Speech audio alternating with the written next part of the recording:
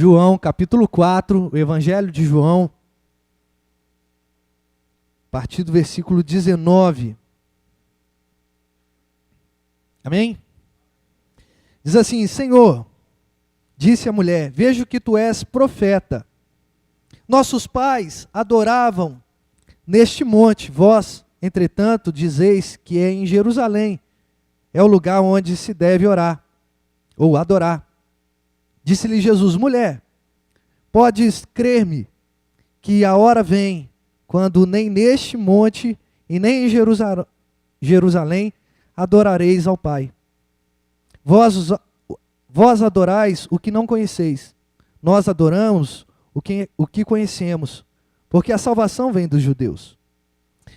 Mas vem a hora, e já chegou, que os verdadeiros adoradores adorarão o Pai em espírito e em verdade, porque são estes que o Pai procura para seus adoradores. Deus é espírito, importa que os seus adoradores o adorem em espírito e em verdade. Eu sei, respondeu a mulher, que há de vir o Messias chamado Cristo, e quando ele vier, nos anunciará todas as coisas. Disse-lhe Jesus, eu o sou, eu que falo contigo. Neste ponto chegaram os discípulos, admirando que estivesse falando com a mulher. Todavia, nenhuma coisa lhe disse. Que perguntas? Ou que falas com ela? Quanto à mulher, deixou o seu cântaro e foi até a cidade, naqueles homens, e disse, vinde e vede um homem que diz tudo quanto tenho feito. Será este, porventura, o Cristo? Saíram, pois, da cidade e vieram ter com ele. Este íntere, os discípulos lhe rogaram, dizendo, come, mestre. Mas ele lhes disse, uma comida eu tenho para comer, que vós não conheceis. Diziam então os discípulos uns aos outros, ter-lhe-ia, porventura, alguém trazido o que comer? Disse Jesus, a minha comida consiste em fazer a vontade daquele que me enviou e realizar a sua obra. Não dizeis vós que ainda há 4 meses até a ceifa? Eu, porém, vos digo, erguei os vossos olhos e vede, os campos, pois, já esbranquejaram para a ceifa. O ceifeiro recebe desde já a recompensa e entesoura o seu fruto para a vida eterna. Dissarte que se alegra tanto o semeador como o ceifeiro. Pois no caso é verdadeiro o ditado, um semeador e o outro é o ceifeiro. E eu vos enviei para ceifar o que não semeastes. Outros trabalharam e vós entrastes no seu trabalho. Até aqui. Vamos fazer uma oração? Feche seus olhos. Senhor, muito obrigado pela tua palavra lida. Ó Deus, e te pedimos que o Senhor possa fazer dela, Senhor, a palavra exposta em nosso coração e que transforma as nossas vidas. Em nome de Jesus, apesar de mim, ó Deus, seja o Senhor falando à sua igreja. E que os nossos corações estejam sempre, ó Deus, prontos a ouvir a tua voz e, ó Deus, praticar aquilo que nós estamos aprendendo desde agora, ó Pai. Em nome de Jesus é o que nós pedimos. Amém. Pode se assentar. O Evangelho de João é o evangelho que eu mais gosto, porque ele trata Jesus de uma maneira muito peculiar.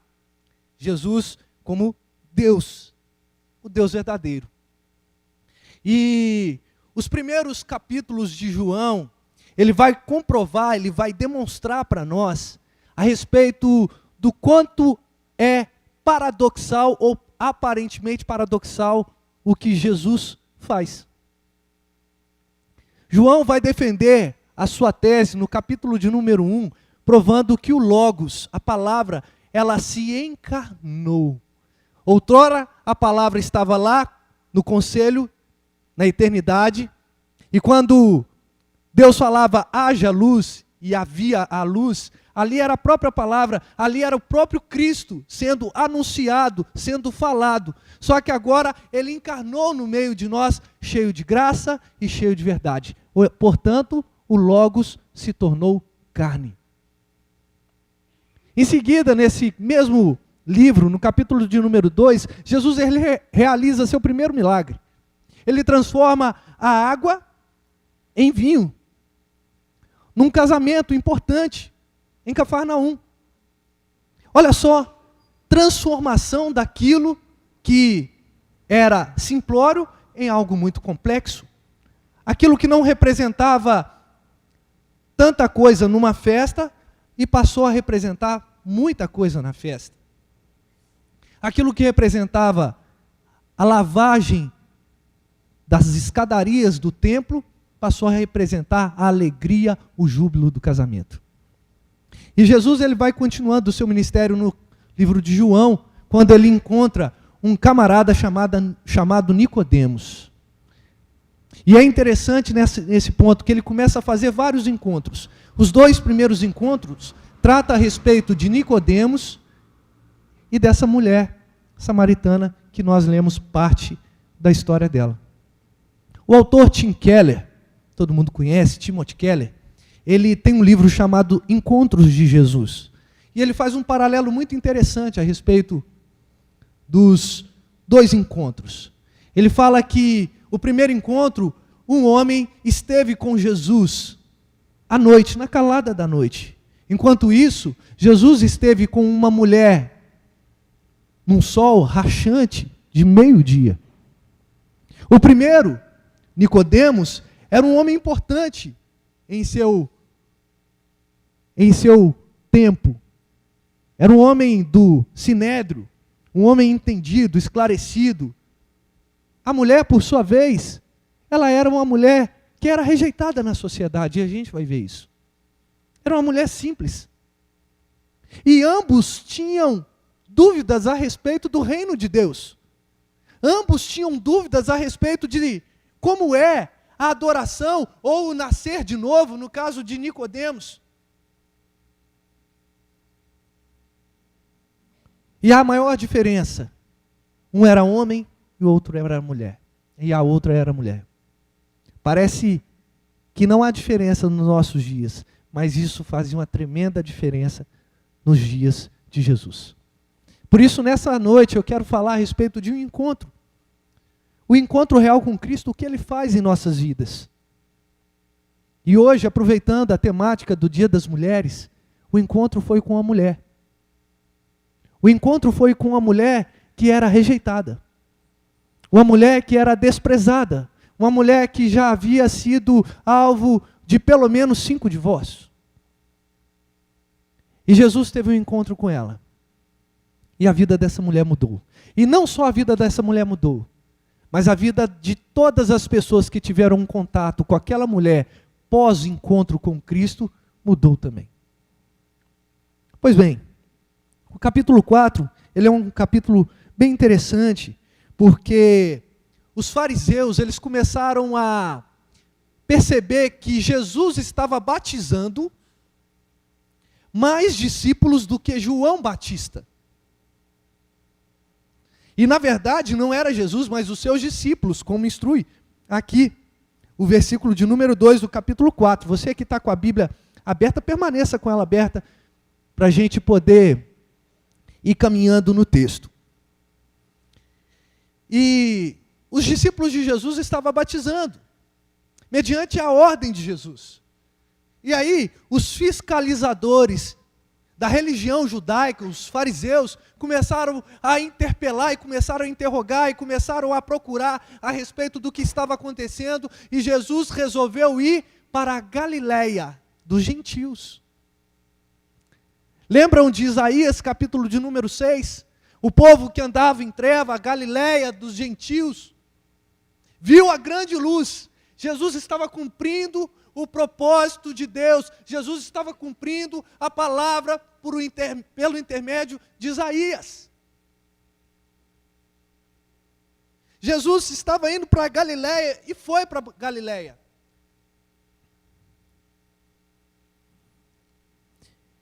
E o versículo de número 4 diz que era necessário atravessar a província da Samaria, ou de Samaria.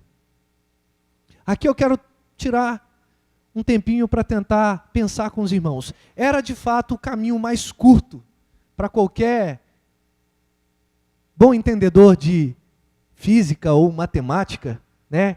Um ponto mais próximo entre, aliás, a distância mais próxima entre dois pontos é uma linha, né? Uma linha reta. E, de fato, se a gente pegar a geografia da época, a gente vai ver que se Jesus fosse mais para o norte, em linha reta, ele chegaria até o seu destino. Só que não era o caminho mais viável. Era o caminho mais curto, mas era o caminho mais perigoso. Era o caminho que tinha muitas cidades e também algumas lacunas entre as cidades, que dificultaria muito a caminhada dos discípulos e Jesus. Qual era o melhor caminho? Margeando o lago de Tiberíades, o mar da Galileia, que na verdade não era mar, na verdade era um grande lago. Era um lago. Por que que era o caminho mais cabível? Porque ali havia água doce, apesar de chamar mar, a água era doce. Ali se pescava, então havia pelo menos comida e bebida. E sem contar que não se perdia a direção, porque era só indo em direção ao mar ou ao lago. Só que Jesus, ele quebra protocolos. Desde já, Jesus vai quebrando protocolos e ele resolve passar por Samaria. E todo mundo sabe muito bem que os samaritanos não se davam com os judeus.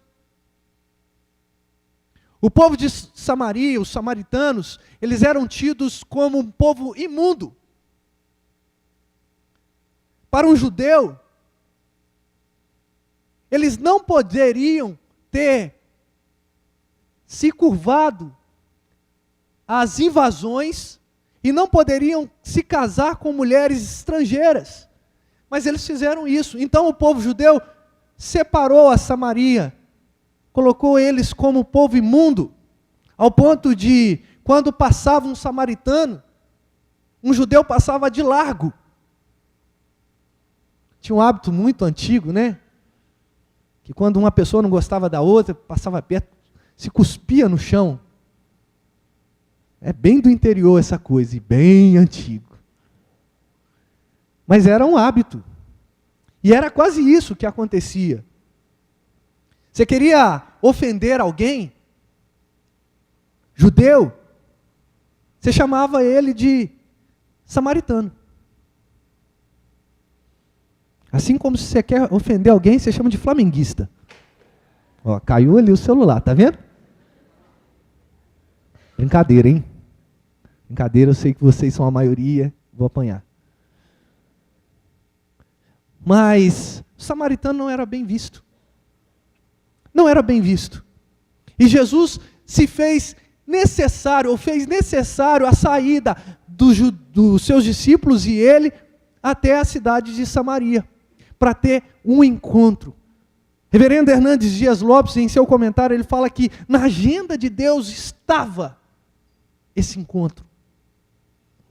Às vezes você está passando por uma situação que você acha que não vai encontrar Deus pelo caminho, que a misericórdia do Senhor não vai te alcançar, porque você está muito à parte, muito aquém daquilo que você julga como alvo da misericórdia.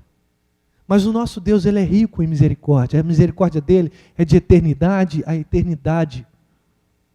Será que nós não estamos dentro da eternidade, a eternidade de Jesus? A misericórdia do Senhor, ela dura para sempre. Estava na agenda de Deus.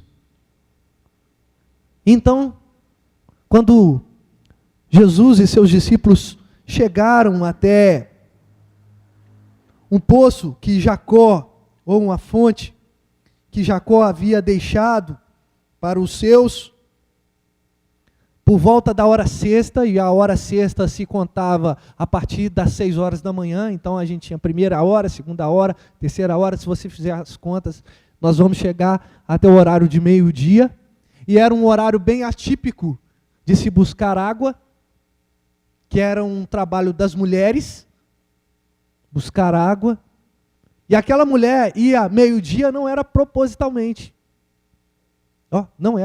era propositalmente. Porque ela tinha vergonha do seu pecado. Porque ela tinha consciência daquilo que ela estava fazendo. E aquele horário era o horário onde não se tinha outras pessoas para julgá-la.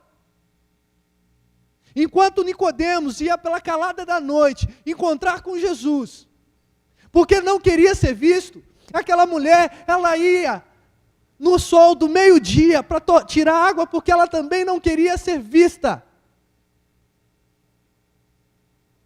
Irmãos, andamos numa sociedade onde a gente não quer ser visto, sabe por quê? Porque não somos boas referências, e eu falo de mim mesmo. Lembro dos bons tempos do meu avô. Meu avô, um assembleiano, temente a Deus.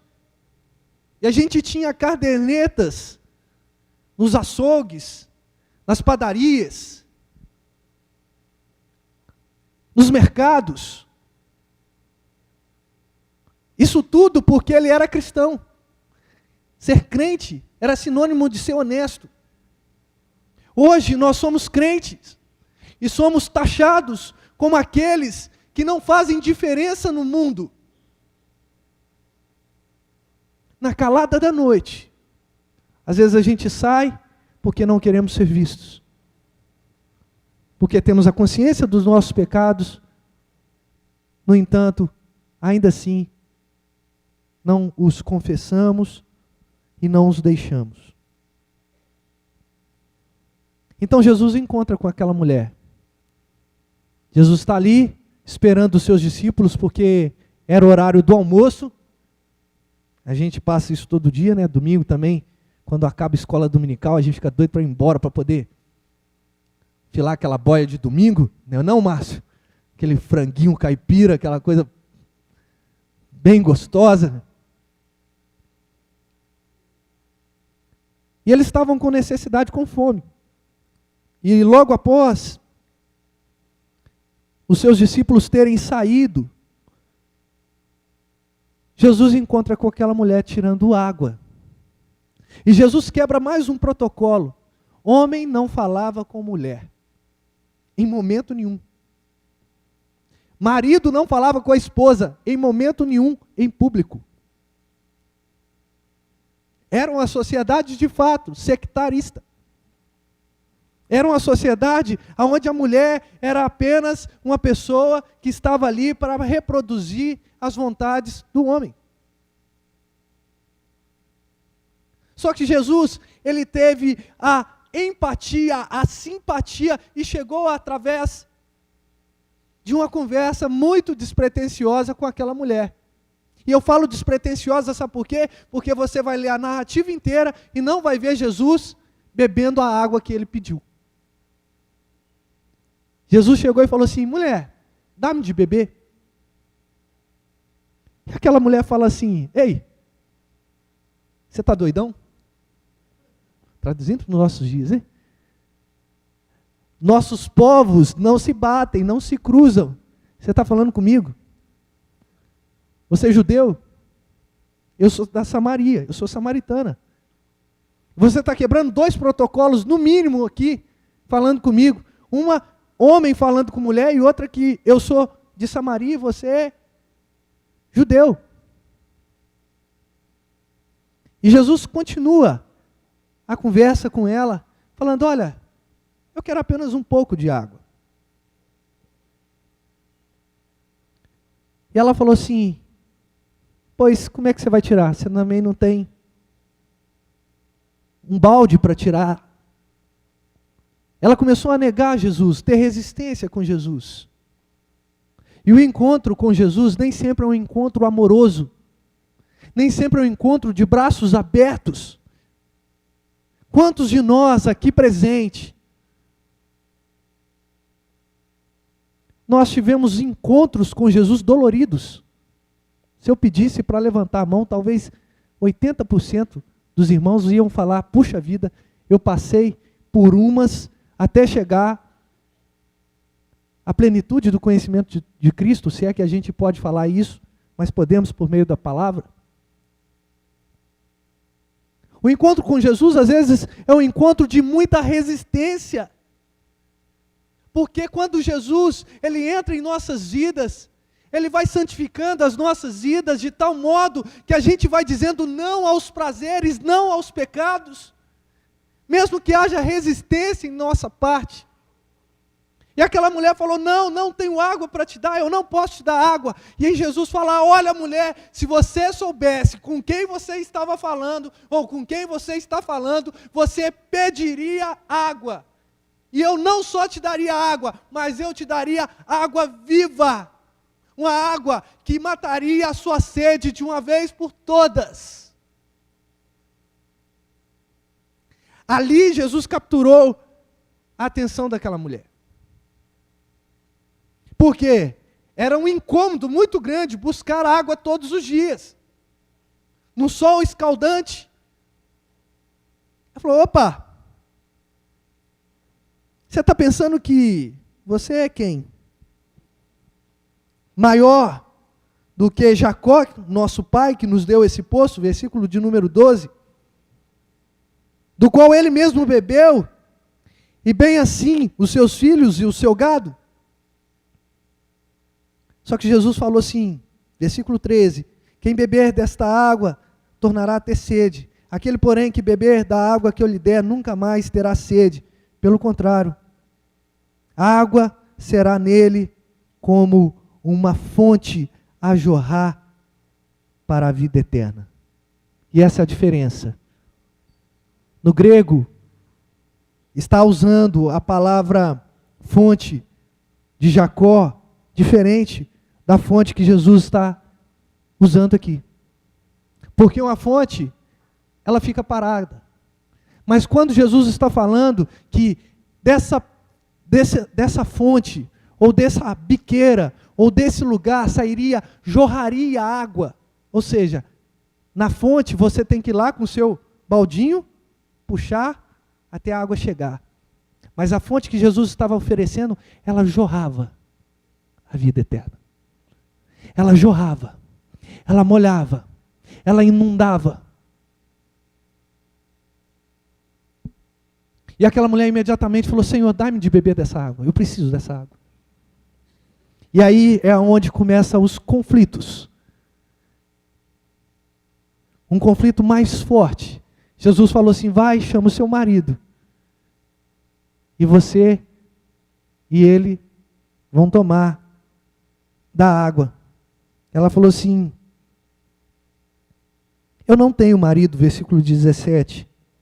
Replicou-lhe Jesus, bem disseste, não tenho marido, porque 5 maridos já tivesse. E agora esse que tens não é teu marido. Isso que disseste com verdade. A mulher viu que Jesus havia feito uma análise da vida dela. E ela falou, olha, eu vejo que tu és profeta. Vejo que tu és profeta. Então tira uma dúvida de mim. Ou tira uma dúvida para mim. Os nossos pais estão falando que nós devemos adorar num monte aqui, Geresi, nesse monte. Porém, vocês judeus falam que nós vamos adorar em Jerusalém. E é onde eu quero chegar no nosso primeiro ponto. O encontro real com Jesus, ele deve ser esclarecedor e não desprezado. Quando vemos, ou quando temos dúvidas, e temos Cristo em nosso coração, as nossas dúvidas, elas são sanadas, não mediante algo místico que acontece em nossa mente, mas mediante a palavra, que encerrou tudo a respeito do pecado, a respeito do homem. Essa palavra, essa Bíblia, é o nosso manual de fé e de prática. Olha os versículos 19 a 25. Vejo que tu és profeta, disse a mulher. Nossos pais adoravam no monte, no entanto dizeis que em Jerusalém é o lugar que se deve adorar. Disse Jesus, mulher, pode crer-me, Porque a hora vem quando nem neste monte, nem em Jerusalém adorareis ao Pai. Vós adorais o que não conheceis. Nós adoramos o que conhecemos, porque a salvação vem dos judeus. Mas vem a hora, e já chegou, que os verdadeiros adoradores adorarão o Pai em espírito e em verdade, porque são estes que o Pai procura para seus adoradores. Deus é espírito. Importa que os seus adoradores o adorem em espírito e em verdade. Até o versículo 24. Jesus está ali corrigindo duas questões. A primeira questão que Jesus está corrigindo com essa mulher é dizer, olha, o problema não é geográfico. Às vezes a gente acha que o problema é geográfico. Quando a gente pensa que, olha, quando eu mudar de trabalho, as coisas vão melhorar. Quando eu mudar de escola, as coisas vão melhorar. Quando eu mudar de faculdade, as coisas vão melhorar. Quando eu mudar de igreja, as coisas vão melhorar. O problema não é geográfico. Aquela mulher achava que o problema era a geografia. Que era no Monte Gerezi. Ou no Monte de Jerusalém. Mas o problema estava no coração do ser humano. O nosso coração, ele carrega problemas que a gente mesmo mal compreende. Problemas que faz com que a nossa mente fique confusa.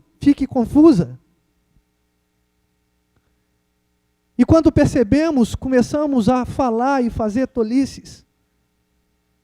Porque o problema, naquela situação, não era geográfico.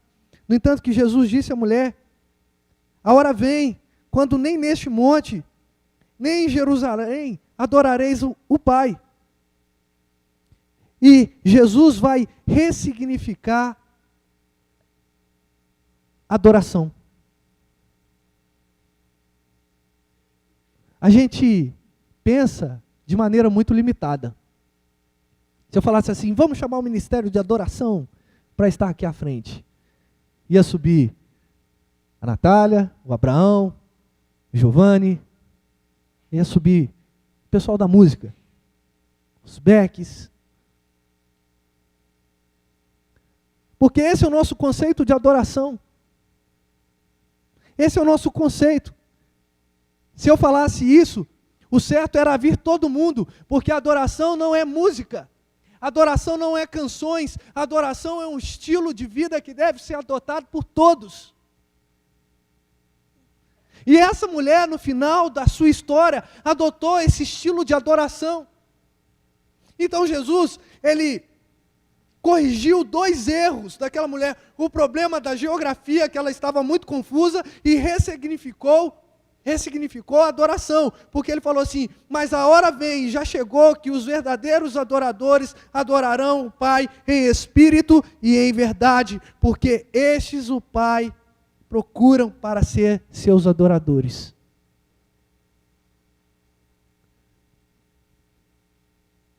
Adorar é muito mais do que cantar.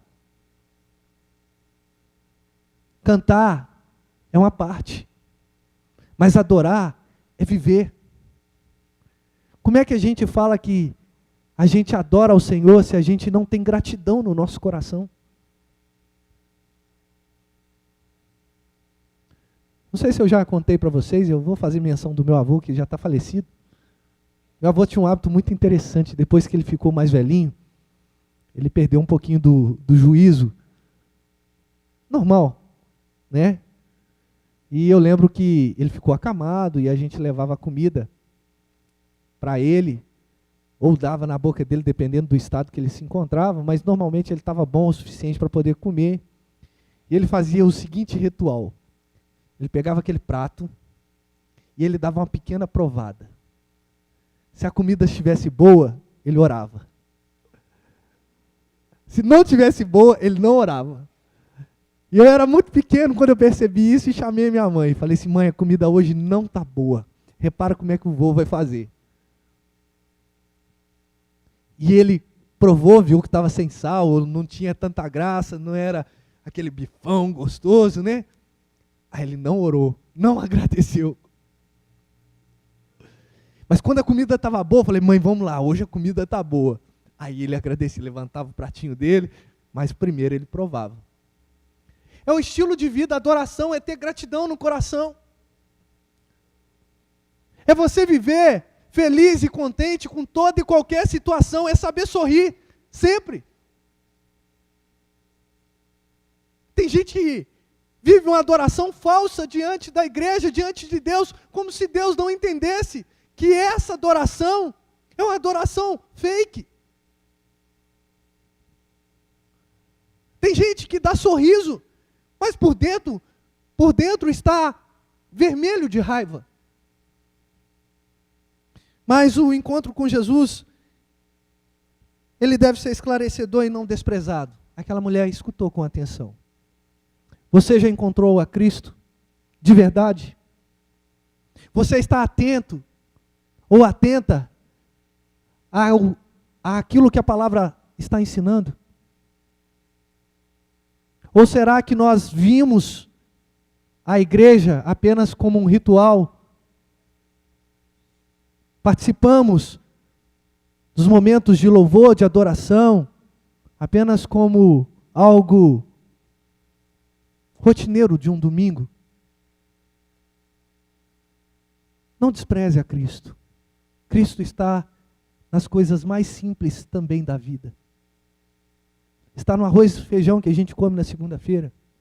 Está na viagem internacional que está sendo programada pela família.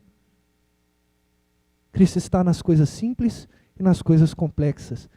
Ele simplesmente está. O segundo ponto, o encontro real com Cristo, o revela e faz com que as nossas vidas sejam impactadas. Vamos ler o versículo 25 até o versículo 30. Eu sei, respondeu a mulher, depois que Jesus havia falado, né? Da adoração em espírito e em verdade.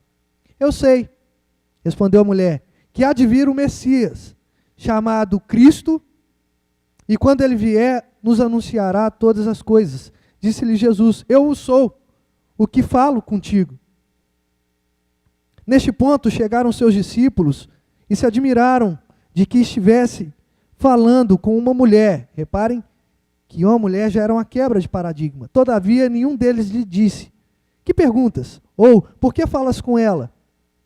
Quanto a mulher, deixou o cântaro e foi até a cidade. E disse àqueles homens, vinde comigo e vede um homem que disse tudo quanto tenho feito. Será ele, porventura, um Cristo? Repare que na sua Bíblia, bom, pelo menos na minha, tem um ponto de interrogação e uma exclamação, mostrando que aquela mulher, ela estava de fato afirmando também. Ela queria colocar uma dúvida, uma retórica, uma pergunta retórica para o povo, mas ela estava fazendo uma afirmação contundente. Porventura é o Cristo. Saíram, pois, todos e vieram ter com ele.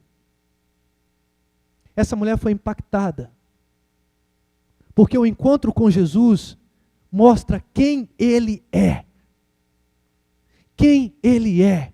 E se você voltar à sua Bíblia, lá em Êxodo, capítulo de número 3, versículo de número 14, se não estou enganado, quando Moisés falou assim, Senhor, em nome de quem que eu vou até Faraó? E vou falar que o povo vai ser liberto. Diga que o eu sou o enviou. É a primeira vez que Jesus usa a expressão, eu sou. Eu sou o Messias. O encontro com Jesus revela a Ele. E quando revela a Ele, revela as nossas mazelas, porque a luz, quando ela é jogada na escuridão, tudo fica claro. E as nossas vidas são impactadas. Aquela mulher imediatamente, quando ela escutou essas expressões de Jesus, ela largou o seu cântaro, ela largou o seu balde. Ela saiu correndo porque não importava mais a água. Agora sim, ela havia experimentado a água da vida.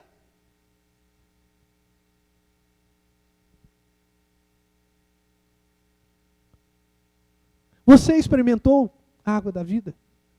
A água que não deixa a gente ter sede mais. Aquela água que refresca a nossa vida, que está tão árida, tão seca. E quanto mais nós nos distanciamos dessa fonte a jorrar, que é Jesus Cristo, mais a nossa vida vai perdendo o sabor, a nossa visão vai perdendo as cores, e a gente vai caindo num estado de calamidade pessoal. Sabe por quê? Porque não vemos Cristo nos pequenos detalhes.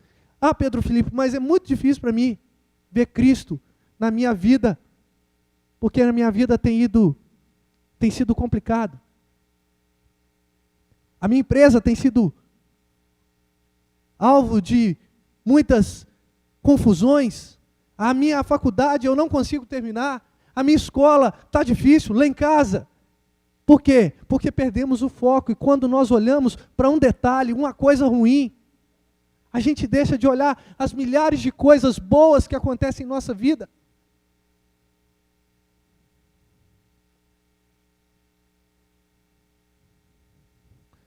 O encontro real com Jesus o revela e faz com que as nossas vidas sejam impactadas. Aquela mulher não se importou mais com a sua sede. Ela saiu correndo em direção à sua cidade. E sabe qual era a cidade? Sicar. Sabe o que significa Sicar? Cidade dos bêbados. Cidade dos que não valiam nada.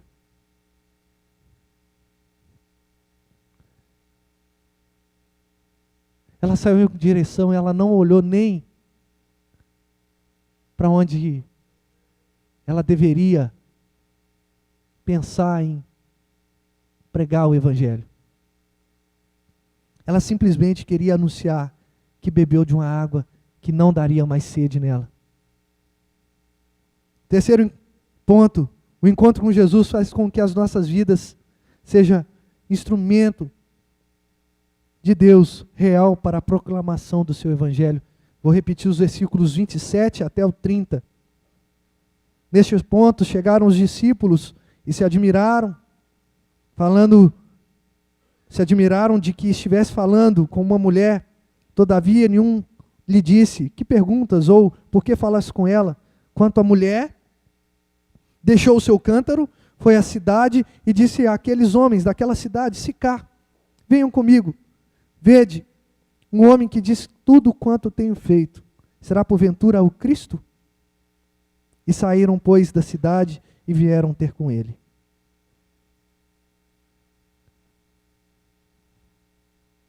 Nicodemo saiu da conversa com Jesus quieto,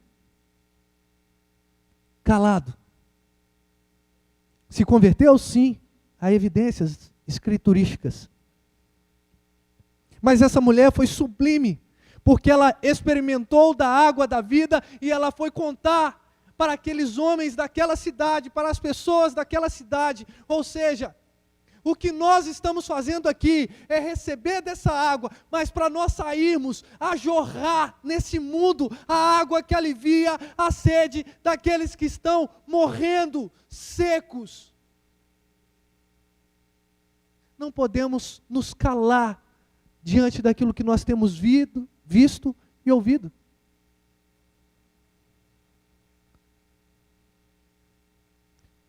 Essa mulher foi até os bêbados, os embriagados.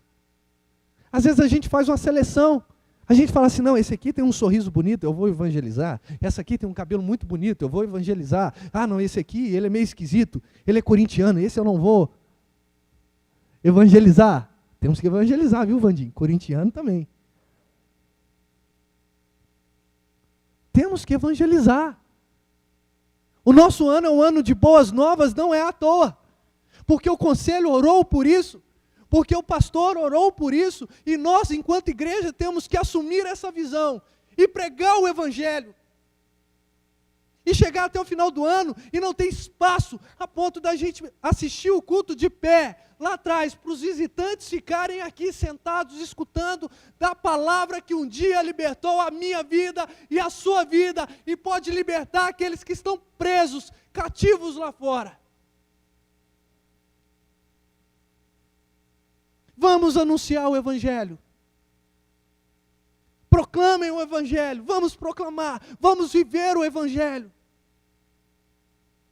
Uma canção de um artista chamado Elvis Sodré, ele fala assim: a gente sai para ser feliz da multidão, a gente vive a loucura da razão, sai na varanda enquanto o mundo só tem olhos para a dispensa. A gente sente o nosso coração pulsar, a gente rasga o nosso orgulho para amar, proclama e vive o Evangelho para fazer a diferença. Enquanto a gente tem uma varanda inteira para olhar, a vista bela para se olhar, o mundo está olhando a dispensa, aquilo que ele tem ali. E esse mundo precisa ser reconduzido até essa janela, até essa varanda que nós contemplamos. E essa varanda se chama Jesus Cristo. E quando nós contemplamos essa varanda, a gente não quer olhar para a despensa.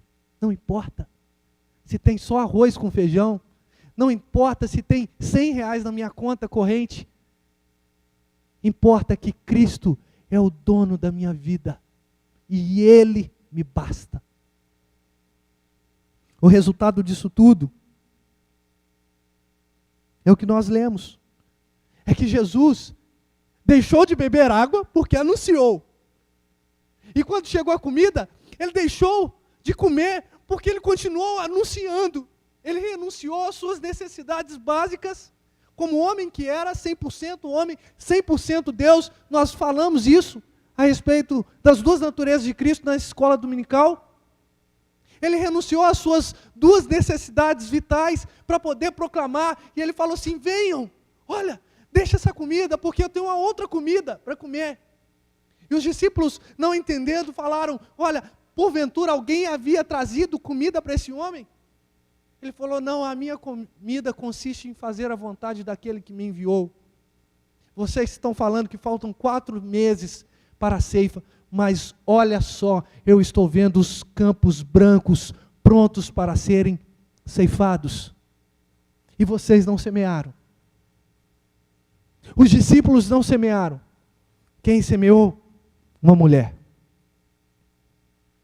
Desprezada, humilhada, rejeitada, escória da sociedade, samaritana. Eu não sei se isso assemelha com a história de alguns. Talvez muitas pessoas falam: olha, você não vai dar em nada, nunca deu em nada.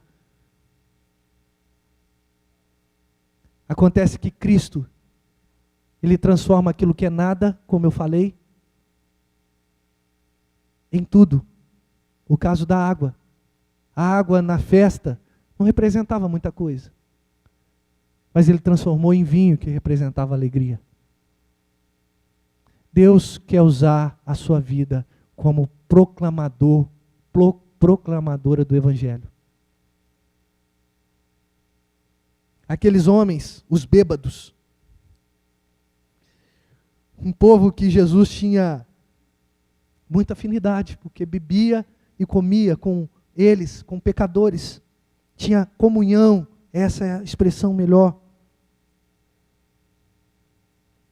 E os versículos 39 diante, para a gente terminar, até o 42, diz que muitos samaritanos daquela cidade creram nele, em virtude do testemunho da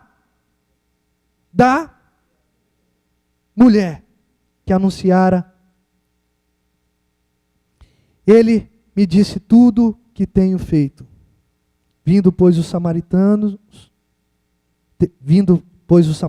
ter com Jesus, pediram-lhe que permanecesse com ele, e ficou ali 2 dias. Muitos outros creram nele por causa da sua palavra. E diziam à mulher: já agora não é pelo que disseste que nós cremos, mas porque nós mesmos temos ouvido e sabemos que este é verdadeiramente o Salvador do mundo. Cristo faz a sua obra, mas a gente também tem que levantar a manga da nossa camisa e proclamar o Evangelho do Senhor. Se a gente não tem feito isso como igreja, nós falhamos na nossa missão. Irmãos, proclame o Evangelho. Seja dentro da igreja, seja na sua casa, no seu trabalho, na sua faculdade, na sua escola, ou em qualquer lugar que você esteja. Seja a diferença. Vamos orar?